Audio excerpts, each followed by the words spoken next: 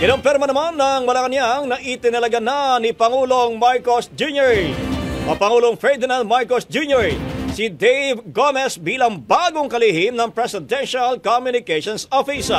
Sa press briefing sa palasyo, sinabi ni Palace Press Officer Claire Castro na kumpiyansa ang administrasyon sa magiging liderato ni Gomez sa PCO, lalo na't dala nito ang mahigit isang dekadang karanasan sa larangan ng pamamahayag at komunikasyon. Bago talaga ang PCO Secretary, naging senior reporter si Gomez ng Philippine Star at minsan na rin na-assign sa Malacanang Beat.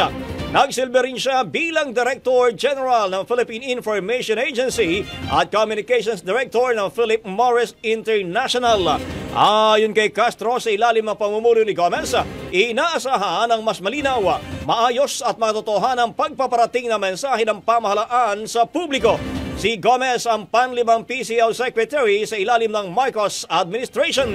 Samantala, si Jerus naman ay inappoint bilang miyembro ng Board of Directors ng Manila Economic Cultural Office of MECO sa Taiwan. Maalalang dito rin din nila si ex-PCO Secretary Cheloy Garafil. Ang bahaging ito ay hatid sa atin ng Yummyvit ES3 Syrup. Simulang tuparin ang pangarap ng iyong anak. And starting now!